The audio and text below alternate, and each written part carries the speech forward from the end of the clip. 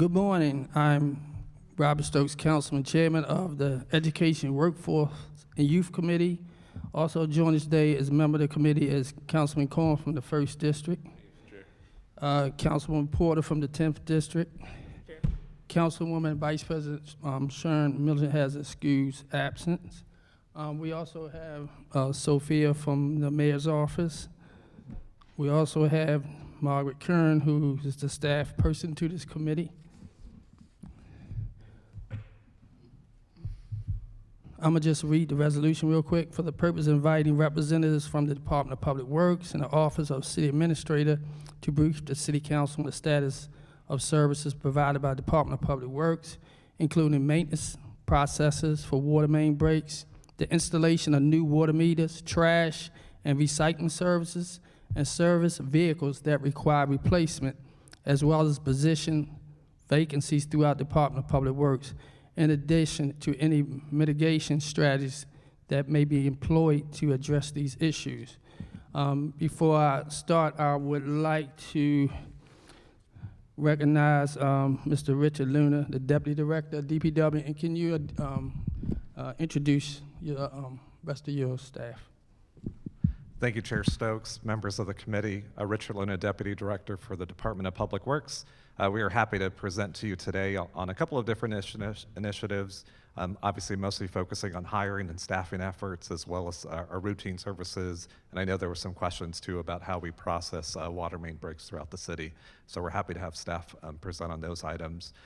In order, we'll have our Chief Administrative Officer do a presentation on the hiring efforts, Deepti Moda, and then I'll turn it over to our Acting Bureau Head for Solid Waste, Savon Moore Jackson, who will speak to some items there on routine services. No, I just want you to introduce the staff. We haven't gotten to that part yet. We also have Bureau Head in Water and Wastewater, Joseph Cabetti. We have our Chief of Legislative Affairs, Marcia Collins. I see our Chief of Office of Equity and Environmental Justice, Mark Merrick, with us today, and we also have operational staff as well too, sitting behind us to answer any questions you have. I believe, is there a presentation? There's somebody representing. Who is, okay. Who is, hello? Can you identify who you are? And you're gonna be doing the presentation? And that's Alex Leonard, who will actually run the slides, but our staff over here will actually be doing the presentation. Sorry, it's a little hard to see down the corner there. You can go ahead and start. Perfect. I'll start off with some opening comments. Sure. Again, like I said, thank you, Chair, for inviting us today. So the first part of the presentation will focus on our hiring and staffing efforts throughout the agency, and then turn it over to routine services. I also wanted to take this opportunity to thank Mayor Scott, his leadership, and the entire administrative team, staff within Department of Finance, Department of Human Resources, General Services, DOT, Rec and Parks, and DPW. Yesterday at yesterday's BOE meeting, we were able to get approved a $10,000 bonus and retention program for our CDL employees. That item is critical for us as an agency and how we provide services to the public on a day-to-day basis. And I know with the other agencies that I mentioned there too, that item was very critical for them. But I think what this allows us to do is be more competitive in the labor market. As you can see, as you read the national stories, there's a huge nationwide shortage of CDL drivers throughout this country.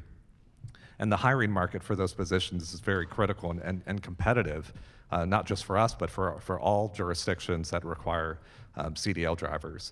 So I think with yesterday's news, what you'll see is hopefully start to see is increases with applicants and getting more people into the door.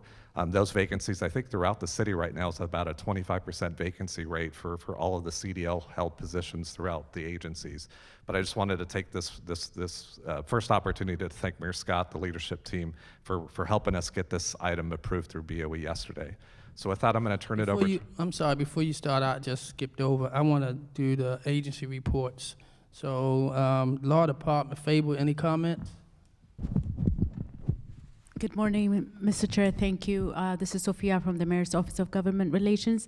The Law Department stands by its report and approves the bill for form and legal sufficiency. Thank you. Okay, Department of Finance. Good morning, everyone. Laura Larson, City Budget Director. We stand behind the report that we submitted for today. Thank you. City Administrator. I see we have Alan Robinson represent. Good morning, Mr. Chair and committee. Alan Robinson here representing the Office of the City Administrator. We stand behind the report that has been submitted on behalf of the City Administrator's Office. And Department of Public Works would be you, Mr. Luna? Yes, we stand behind the report that was submitted. Okay, now we can start your presentation. No problem. So we could pull up the presentation now. So we'll transition next into overall hiring and training efforts with the Department of Public Works, and I'll turn it over to our Chief Administrative Officer for that part of the presentation.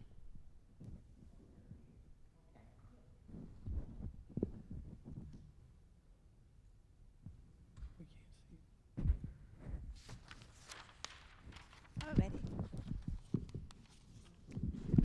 Good morning, everyone. My name is Deepti Moda. I am the Chief Administrative Officer here at DPW, and I will be going over the hiring and the training efforts in the department.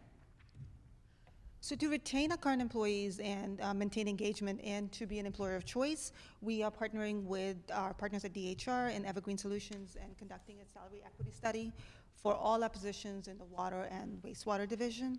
We're also partnering with local CDL academies like NCIA and East End to create a pipeline of our CDL drivers. Next slide. In addition to that, we're also hosting multiple job fairs. We had one, we started with January 28th, where we had roughly 58 candidates that we interviewed, and we're almost in the process of hiring the last few of them by the end on Monday. We're also participating in multiple job fairs on March 29th at Coppin State University and with Radio 1. And on March 31st, we will be participating in the ROCA Baltimore Annual Job Expo. Next slide. Well, in collaboration with MOED and DHR, we're going to be hosting our own job fair at the Chickwell Recreation Center, where we will be recruiting for a lot of our apprentices positions and entry-level positions like laborers, solid waste workers, and CDL drivers. We're also participating in the job fair on April 22nd at the Oliver Recreation Center that is hosted by Councilman Stokes and Department of Corrections, and we will be recruiting for entry-level positions there as well. Next slide. In addition to that, we're trying to build a pipeline of candidates to fill our entry-level positions. So we have our internal training programs like the Be More Wise program and the YH2O program. Next slide. And then to provide promotional opportunities for our internal candidate, we have our Public Works CDL Training Academy, where we provide opportunities for our internal folks to obtain their CDL licenses and get promoted into CDL positions. We also have a 360 Water program where we provide our employees tools necessary to complete their jobs by providing the latest and the greatest techniques in the water and wastewater field. And we're trying to create a robust internship program with Morgan State University currently right now. And I will pass it over to Yvonne.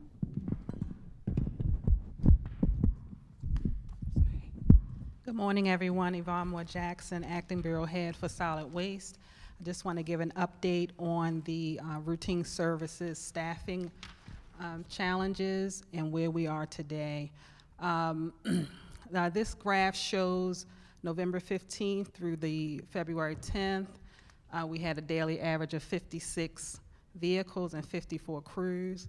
On average, we need 62 crews per day. A crew consists of one solid waste driver and one solid waste worker. We're hoping that with this new CDL bonus and retention program, we can fill those solid waste worker and, solid waste driver positions. That position requires a CDL. We always prioritize the trash routes and then recycling. So what we're doing to bridge that gap is having help trucks. These help trucks are just other employees from different operations that we bring over to help routine services. Next slide. One of the other challenges is vehicle availability, and this chart just shows the process of how we obtain those new vehicles. We've ordered 68 new vehicles. 50 of them are our rear end loaders. that we use for trash and recycling collection, 15 mini packers that we use for corner can collection, and 3 front end loaders that we use for dumpster collection.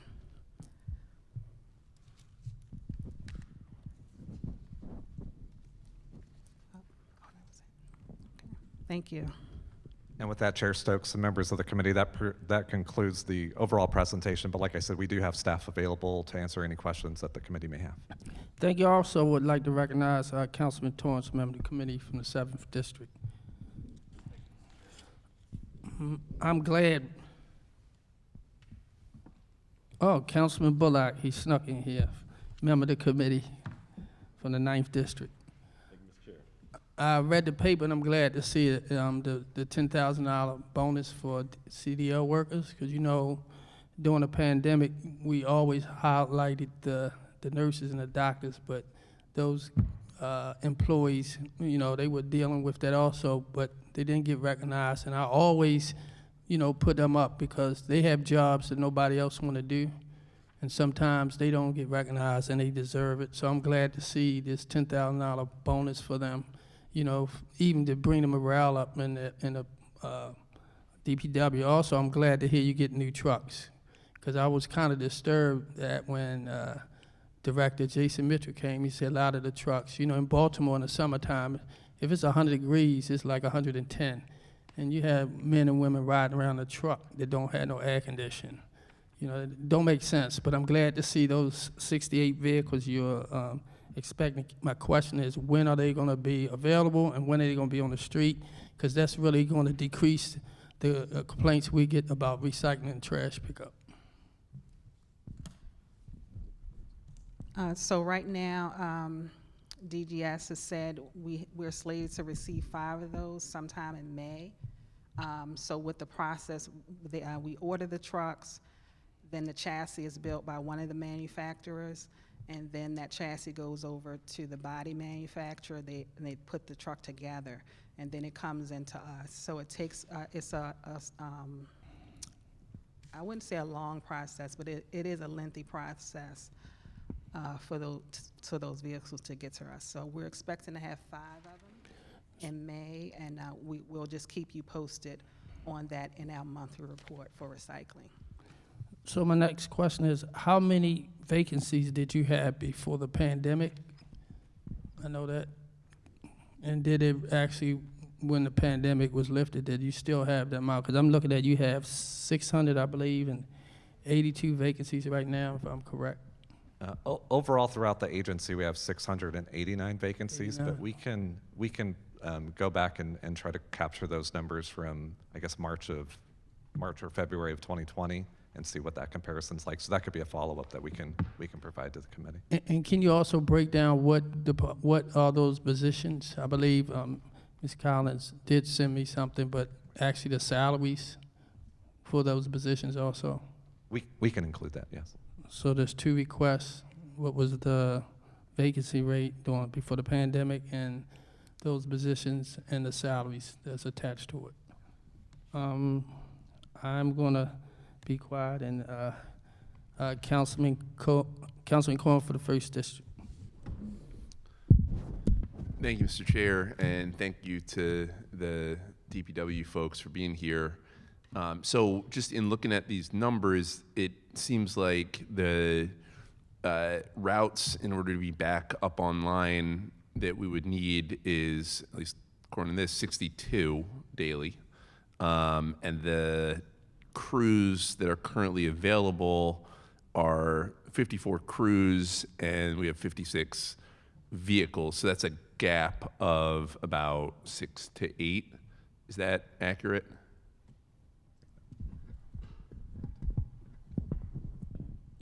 So yes, that's with the current biweekly recycling. We'll be able to maintain that. No, that wasn't the question I was asking. Is from these numbers, what I understand is that to resume weekly recycling, we would need 62 routes, and we're at approximately 54 to 56. No, that's to maintain what we currently have. So As you know, we had a Rubicon report that came out that told us what we would need to get to weekly recycling.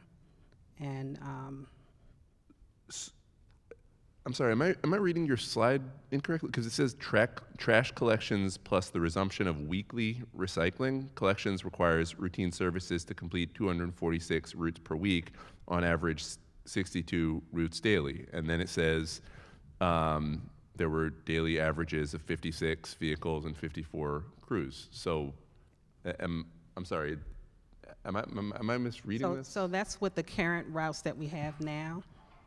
So, like I said, the Rubicon report came out to tell us what we need with the route optimization. We need more crews in order to complete those the new routes. So that is what the current routes that we have now. So then why does it say plus the resumption of weekly recycling on the slide? Okay, well, that's not the case. It should say bi-weekly. We'll continue to bi-weekly until we get the crews and vehicles that we need to resume weekly. Okay, I guess for me, it would have been helpful. I think the goal here is not bi-weekly, it's weekly. And so I think it would have been helpful to know the numbers for resumption of weekly recycling. I will just say that, I know that there are some residents who are now suing the city. I'm not going to ask you to comment on pending litigation, but obviously there's a strong concern and desire to restart the service. And while I do actually really appreciate, like the chair said, the $10,000 bonus for the CDL folks.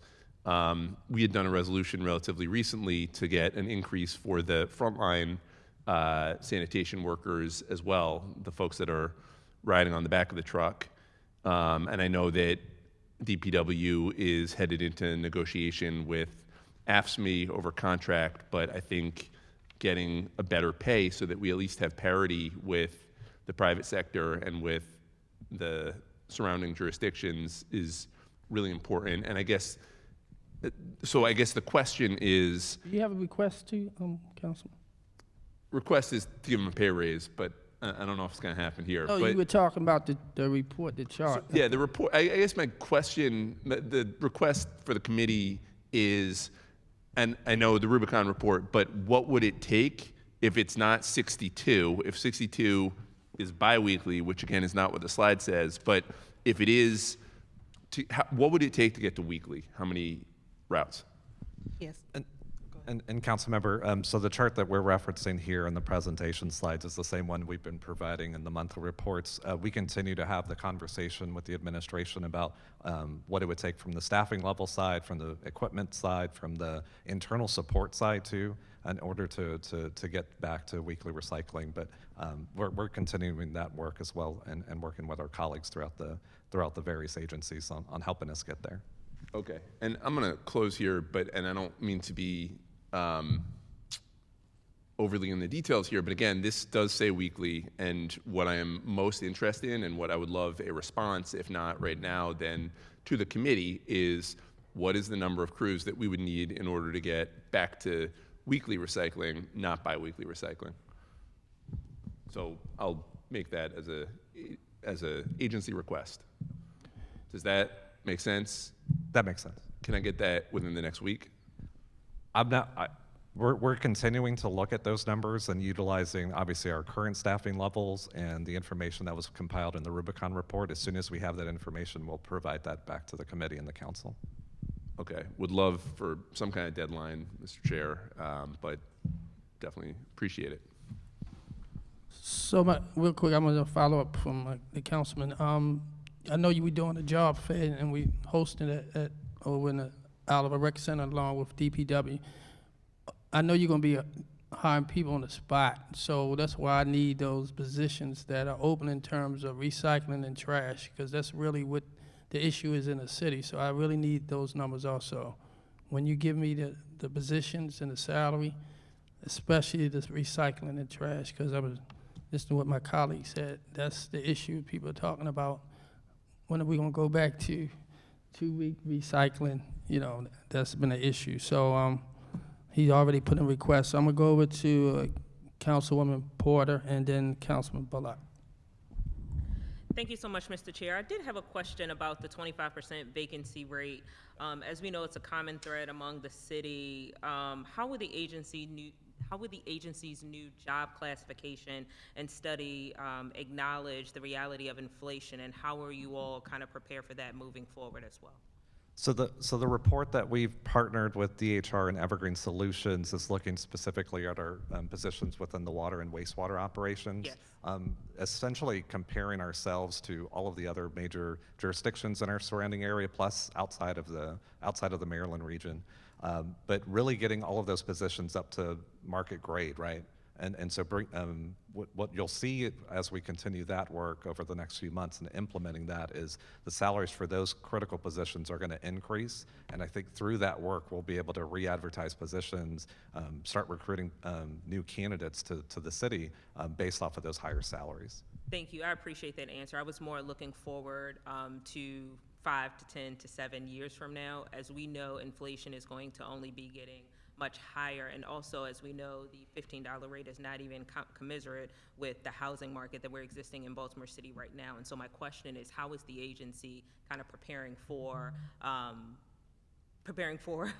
moving forward? And I read the report, very thorough report, but one of my critiques of the report is that it was a snapshot in time, and it's not really preparing us for the 5 to 10 years down the line, which we know in DPW alone, and I've said this on a number of occasions, I think you all are great and overworked. You need more staff, but it's preparing us for the human capital crisis that more than likely will exist within our city workforce.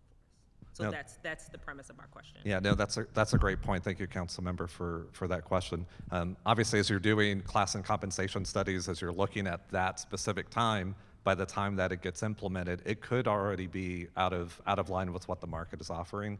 So we'll have to continue to work with DHR to figure out what's going to be the method going forward once we can get this new class and compensation pay scale set for those positions, and see what regular intervals we can go back and look at that data to make sure we continue to stay competitive in that market. Definitely, and I would encourage the review of these data before the budget season coming up, given that this is the first year that the council will have a unique authority with moving funds. We'll be able to directly look into staffing models of respective agencies and kind of see where the needs are versus the needs that we're seeing in our districts as well.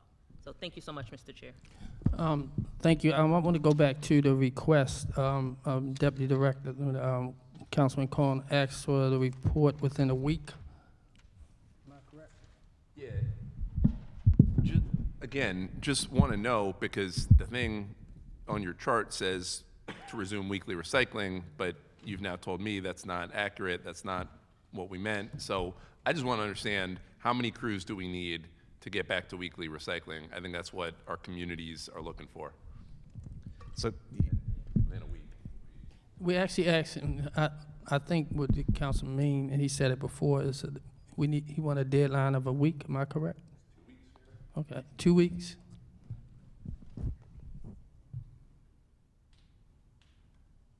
So we'll have staff as well address the slide, but we continue to look at those numbers, like I mentioned, both in our current staffing levels, the information we gathered with Rubicon. As soon as we have that information, we'll provide it back to the council. And I'll turn it over to our acting bureau head to address the slide as well. Yeah. So real quick, well, before you start, if 2 weeks from today, would that be the March the 30th? Is that enough time for you to? We'll get you as much information as we can within that 2 weeks. Okay, thank you. So I just want to address the slide. So this is talking about our current routes. And like I said, through the Rubicon report, it told us what we need to get to weekly recycling. So this is what the current routes that we have. Our routes have been optimized. They're going to be shorter routes to allow people to get off when they're supposed to get off. The current routes that we have are too long, and people are working into the night. So this is based on our current routes. In order to get back to weekly, the Rubicon report spelled out what we need. So that's why I just wanted to explain that. This is with the current routes. Just, no, I understand that. Just it is not what the slide says, but appreciate it. It says resumption of weekly recycling. Okay, Mr. Council, Chair, I'm sorry to interrupt. May I ask another question? sir? Sure. Is it possible we can just get an edit of the slides to say bi-weekly instead of weekly? Thank you so much. Councilman Bullock. Thank you, Mr. Chair, and thank you to the DPW team for being here. Do appreciate the work that you're doing and also giving us data. As we know, data and numbers are very important, but also the context for that data is also important. So would like if you could elaborate, go into a little bit more depth around some of the background in terms of staffing issues. We know over the years competitive pay has been an issue, and I know you've talked about the bonus and how that's had a positive impact. At the same time, it does seem that there are also issues with retention. And so I know that you're training workers, and I think that's fantastic. I know part of our bottleneck happens to be with CDL drivers, so I know folks are moving in that direction. But can you talk also about how retention is a challenge? And along with that, are we also gauging the time of service after training, right? Are we losing folks to other places? So if you could give a little more depth about some of those challenges, I'd appreciate it. Those are great questions. Thank you, council member. I can start, and then I could turn it over to our bureau staff if they have any more specific examples to provide. But the overall context is this is a very different labor market than what any of us had experienced prior to the pandemic, right? And so you have vast competition throughout the industry, throughout the region for these critical jobs and positions. CDLs obviously are a big critical component to our operation. Our operators over at water and wastewater facilities are another critical position for us as well too. But we're starting to capture that information. So as we move staff through training to start looking at how long they're staying, to kind of look at those numbers more in depth so that we can start recognizing where we need to start shifting priorities and maybe even providing more attention to staff. Workforce development and just employee empowerment is a huge goal for DPW right now, especially as we start to move into the new fiscal year, looking at what other new trainings we can provide our staff, whether that's supervisor trainings, professional development type of trainings, anything that we can offer them so that they will remain with the agency and remain working for Baltimore City is a huge priority for us. I'll turn it over just in case there's any other anecdotes or items. So that provides you the overall context of what the challenges are that we're facing right now.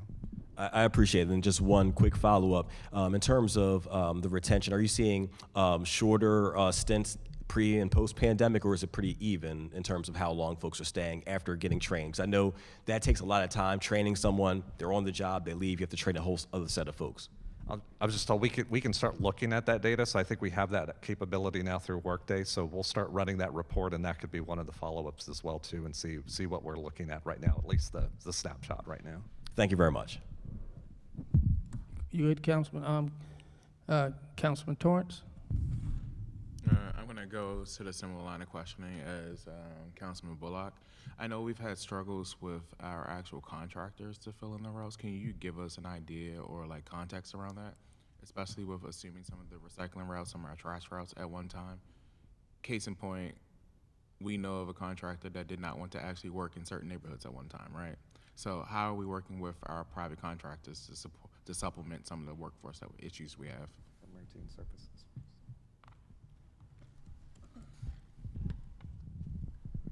Okay, so we've reached out to several contractors, local and in the region, to help us with trash and recycling routes. And one of the main things is the size of our trucks. We have smaller load packers than almost any other jurisdiction vendors because we do alley collection. So that's one of the challenges with getting the vendors to help us with that. So we've contacted over 40 vendors in the area, and we haven't been able to get any assistance at this time. And have we looked at engaging residents about changing the way that we do pick up collection? So do we move people from an alleyway to a collection in the front of their homes? That would be a much bigger, broader discussion and just a logistical challenge too in working with some of our residents. Right now, our primary focus is seeing if there's other vendors who could perform that type of work and service for us as far as providing the curbside pickup that would be needed. So we have not thought about at all changing the way that we pick up strategically in certain neighborhoods or certain areas so that we can optimize the routes further. That we've had those discussions internally, but it is going to be a large undertaking and logistical challenge in order to accomplish that. But we can continue having those conversations and having those discussions with staff and the administration. So I'll make a request, Mr. Chair.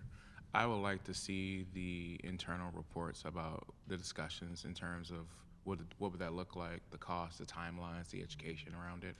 The reason why is because while we are right now, we used to be the one jurisdiction that did it weekly. We're now joining everyone else that does bi-weekly, right? So we're changing right now the service delivery, which matches the delivery of other jurisdictions. However, our residents have come accustomed to weekly collection. If there's a way that we can work with our residents to get back to weekly collection in a temporary means, if it requires them to move their bins to the front of their home so that they can get it, the services weekly, I think that's a discussion that we should have more broadly with the public and have an active conversation about it so people can make a choice, right?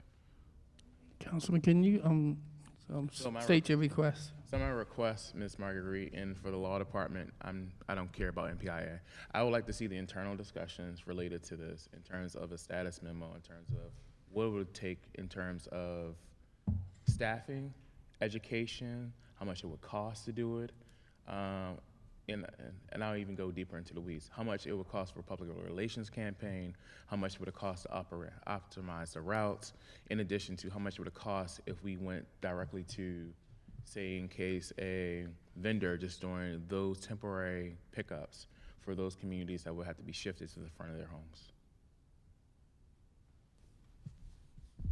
Did it? That's it.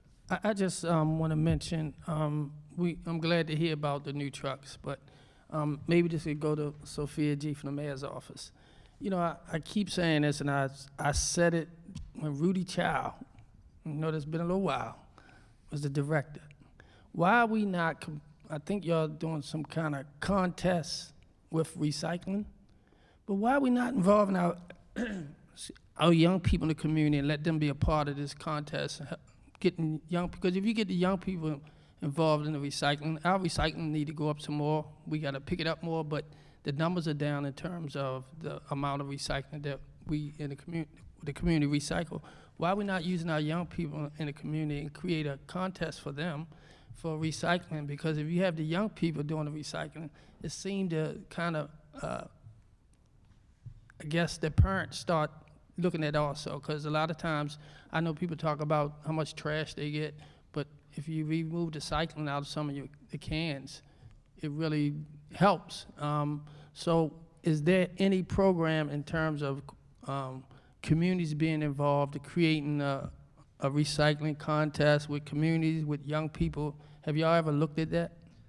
The staff person who's helping us engage with the youth and going out to the schools was unavailable to attend this hearing. I could talk about it in general, so I think your Chair Stokes, you're right on point there. Engaging with youth from an early age is really going to shift the narrative and what you can recycle, right? And so getting out to the schools is a big part of that. We have gone out to schools to engage with them directly, hold information sessions, talk with the students about the recycling program, what they can put in the blue bins, and we can provide some more information too with that. Unfortunately, that staff person wasn't available today. And as the chair of education, I think that's something you can tie into their community service that they have to do also. So I would suggest maybe talk to someone, and I can help with that at the school system, how we implement that, because when they get ready to graduate, they didn't say you had to wait till the 12th grade to do, community service, but I think putting that in place now would, when they get to that point, that they don't have to find out what they're gonna do their community service, that they can be doing that now, and help keeping their community clean also. And like we doing in Clean Court, and I would defend Clean Court every time. I know it's been said that it's private contract. It is not. It is people that care about their community, that clean up their community, that deserve not being said is a contract. You cannot use ARPA money to pay city employees for 2 years. That money is not allocated for that. And I think that's a great program, because what it does is it gives it helps DPW, one. Two is you got returning citizens. You got people that's underemployed. They get that experience working at clean court. Now they can become employees with the city of Baltimore, especially DPW. So I had to share that because it just bothers me to hear those kind of comments. So any other questions? I do have one more question. Sure. Thank you. Director Jackson, Moore Jackson, you mentioned the agency has reached over to about 40 organizations to help out. Councilwoman? Yes. Mike? Oh. You mentioned that the agency has reached out to 40 organizations to help with kind of backlog, everything that is lagging in DPW. What were some of the barriers to procurement? I'm curious. That seems like an awfully large number for none of them to be Yes, so integrated. it's not the procurement process, it's just they don't have the trucks that we need, that they need to help us out. Okay. So the trucks are too large to help us out. Some of them weren't interested. I mean, I have a list of vendors if you want us to send that to you. Yeah, and so the only reason why I asked that question is because I'm wondering if there can be some compromise in the line of Councilman Torrance's question. I wonder if there can be reimagining of how we're collecting trash and utilizing those 40 vendors to see how we can reimagine some of their business model to really kind of help the city. Like, you know what I'm saying? Like, can it be like a Ford F-150? You know what I'm saying? Going in the back. Like, I guess I'm just trying to really think creatively and kind of get back to what Councilman Cohen and Torrance were talking about. Well, a pickup truck wouldn't do it, but I understand what But you're saying. you know what I'm saying? Yeah. I understand what you're saying. And we've looked at several different things, several different ways to get vendors to help. We do have a few vendors that are working on the trash route, but they just didn't have the capacity to help us out for the recycling. For the recycling, okay. So that was Some of the smaller vendors, they just don't have the capacity. And then some of the vendors, and I'm just looking at some of the comments from the vendors, some of them just don't have the staff. They're facing the same staffing challenges that we are with getting the CDL drivers. Are you able to share that spreadsheet? I'm sure I can share it with you. Okay, no, that would be great, because I'm wondering if there can be some sort of collaborative amongst organizations to address our needs. Like, one of the things that I know we've talked about before with Mr. Chalmers was having like quadrant level organizations helping out in specific quadrants. So for example, in South Baltimore Gateway Partnership utilizes My Father's Plan, which is a nonprofit workforce development program that hires teens in Baltimore City for trash pickup in our parks, in our streets, kind of doing kind of that low-hanging fruit. I'm wondering if that type of model can be implemented. It's something we're happy to take a look at and continue to talk with the vendors about our needs and having that back and forth conversation with them as far as what they would be able to offer in that type of setup or situation. So it's an ongoing conversation that we'll continuously have throughout the department. Okay. I guess I'm wondering when the conversation will get to completion, though. That largely depends, right? So we're working with private companies, expressing to them our needs and trying to work with them to see what would possible solutions be. So it also would be reliant and dependent on their timeframes as well too. But once we can at least get some more tangible information back on that, we're happy to provide that back over to the committee and council. Okay, thank you. Councilman Torrance? I just have a comment for the administration. As we look to this budget season, I just want to make an expectation. I just want to make sure there's an expectation from the council that solid waste isn't where we're looking for any cuts. I just want to make sure that's clear. Solid waste is not where we're looking for any cuts. I would rather see an increase there. And I'm going to reiterate the conversations I've had in the past budget seasons. This general fund portion of DPW is always cut. I just want to make sure it is not a victim of any cuts and that there should be increases there. Thank you. I just have a question. I know that water bill's always been an issue. Can you kind of, I guess, take us through those steps? Because I'm sure all of my colleagues here talk about water bills, and you know, if it's an inaccurate water bill, it goes to tax sale. You know, and I've been saying this since I've been on the council. When it goes to tax sale and you find out the bill's inaccurate, then those residents' property going to tax sales. Once somebody purchases it and they still can't pay the bill, they lose their house. So is it any, I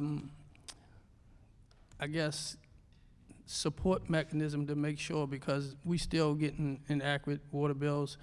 Deputy, can you tell me what are we doing in terms of that more accuracy for people receiving water bills? Because it's not, since you've been in, it's been a problem for a while. So how are we making any changes to make sure those residents' bills are accurate and not going into tax sale?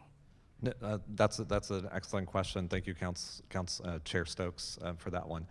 Our staff within CSSD and the meter shop have made great, tremendous progress when it comes to water billing, just in my short time. So I joined the agency back in July, so I've been here for just over half a year.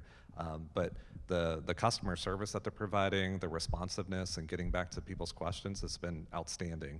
I mean, we've gone from, you know, almost 20 minutes of people waiting on the phones to get answers to their questions, and now staff has been averaging under 30 seconds in answering the phones at the call center, and that's just a tremendous turnaround. As far as the numbers, higher accuracy rates for water bill reads, and then as well as getting those bills out to customers. For the tax sale purposes, as issues arise and we're made aware of them, you know, we work directly with the customers and trying to resolve issues as best as we can following our adjustment policies. And we've been looking at that too, trying to, a little bit more broadly as well too, to see how else we can be more proactive in making sure that some of those issues don't arise.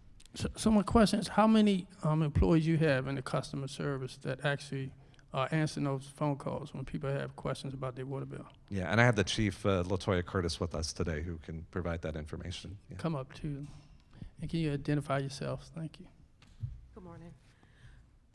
I want to tackle the question about the tax sale.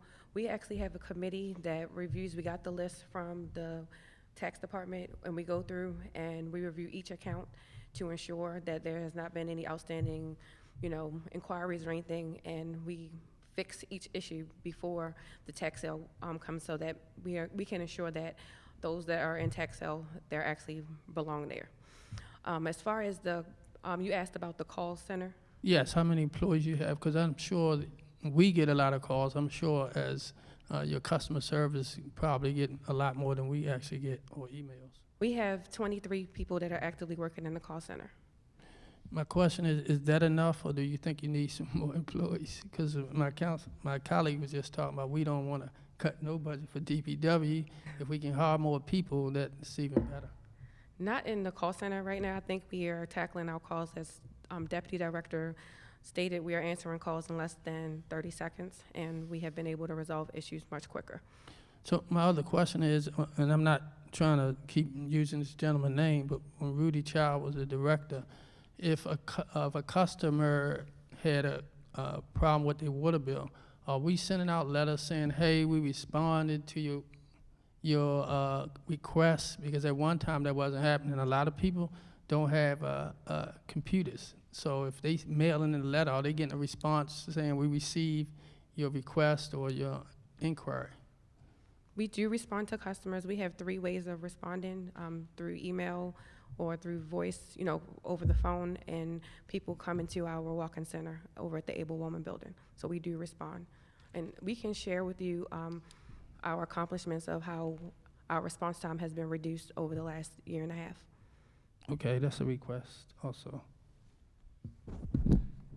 Can you, Mr. Chairman, could I just quickly mention? Ms. Collins, real quick, I want to, what was the, what were you said you was going to send to us for the request? That's what I need. Our accomplishments and returns to our response times to customers. Okay, thank you. Ms. Collins. I just wanted to remind the committee that water bill, you cannot go to tax sale solely for a water bill, number one. That has not been allowed for several years now. And I did want to point out that in addition to all the accomplishments that is going to be shared with you regarding our CSSD team, I did want to let you know that we also have the dispute resolution process. People can go now to, if they aren't satisfied with the results of what we think they owe, or their adjustment is not to their liking, they still have the opportunity to go to the Environmental Control Board as part of the dispute process. So there have been other issues built into the process that gives a backup to residents who are concerned that maybe they don't agree with the way in which they were treated, or the arrangements that we made for them. And we are currently getting ready to stand up the customer advocacy group as well. So I just wanted to remind that will also be part and parcel of everything that the CSSD team is doing on a daily basis. Thank you. I want to kind of mention about, I know we mentioned about the trucks. I think I brought this back up. Are we going to address how our employees are? If I work for DPW and I'm on a trash truck all day, I park at my site where I have to leave from there, and then when I come back, I got to take all that trash, smell, germs home with me. Are we also talking about creating some showers for our employees? Because you give them a new truck, but guess what? They still smell. It's just, to me, it don't make sense. When we talk about morale, we get them a new truck, but they still can't go back to where they actually start their work day off, and there's no way they can take a shower. I just don't understand that. Are we also looking at providing, and I know there's something that going to take some time, but is that on the docket to address that also, besides new trucks with air conditions? Yes, thank you, Chair Stokes. So we do have money tied into the CIP to look at facility upgrades at our solid waste facilities. I see our acting bureau chief had pulled up the number, so I'm going to turn it over to her if she has any more details she'd like to provide on that. Yeah, so we did receive capital funding to upgrade our Rebird and our Bowleys Lane facilities. So those are the areas where the Ms. Moore, you can take your answer. And the capital funding, can you tell me how much that it is, the CIP funding? If you don't, there can be a request. I'm sorry, that was for 2024. I do have it.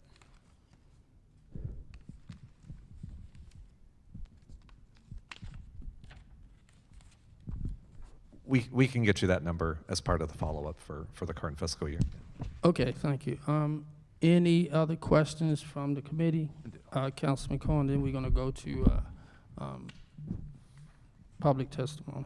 Thank you, Mr. Chair, and thanks again. I'll start with a quick compliment. You all have been really helpful in Greektown, where we had a unique challenge with illegal dumping, and so Director Yvonne Moore Jackson, I appreciate you working directly with community over there, and thank you for that. My concern, and then I'm going to get to the question, is the Rubicon report's been out for a while. I guess, why don't we at this point know just right off the top how many crews it would take to get back to weekly recycling? It seems there's been a lot of concern from residents and council members. There's been the research. I guess, why are we not prepared right now to say if it's 62 to maintain the biweekly, how many it is to get to weekly? I would think we would have that data. So is that a request? No, that's a question. Okay. So obviously, as we study that issue more and more, obviously the Rubicon report, route optimization is the first step, but that's an ongoing discussion that we continuously have to look at our current staffing levels to see what industry best standards are in order to how to get there to that point. Understood. I would just hope that there's a goal, a point at which we know if we can get from here to there, because just saying continuously we're looking at it, we're studying it, doesn't resolve the issue and really doesn't help us get to resolution. And I guess suggestion I would make, kind of in line with what Councilmember Porter was saying, is I think DPW is in a really unique position to convene different groups. So I think about, she mentioned South Baltimore Gateway. We have the Waterfront Partnership that does some trash pickup, Downtown Partnership, all the small haulers. I guess I'm curious, have you all brought all the different groups, including contractors, together, kind of like both Councilmember Torrance and Porter were saying, to say, you know, if this is the challenge, how do we all collectively get there? Because this does seem like it should be solvable, or at the very least, if we combine our powers, we should be able to make measurable progress toward a goal. So we do partner with groups that do corner can pickups for us. That's obviously a service that came on back after the pandemic.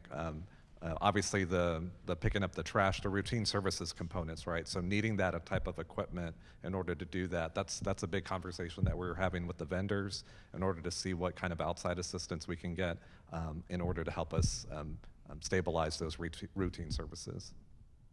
Okay.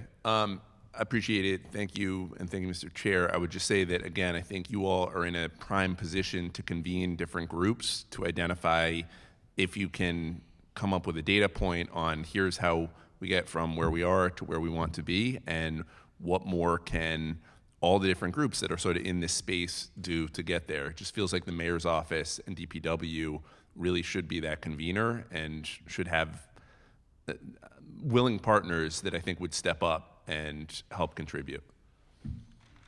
And I just have a request. Can we, Ms. Moore, you mentioned, can we get the list of the 40 vendors that you talked about? Yes. Okay, thank you. I guess there's no more questions, so no one signed up to testify. Anyone attending virtually who would like to testify, please use the raise hand function. Is there anybody on? Okay. Is there anyone here who want to testify also? Okay. Well, I want to thank the committee. I want to thank DPW staff, but we are not going to vote this out. We're going to recess this. So when we come back, we'll have some great news in terms of new employees.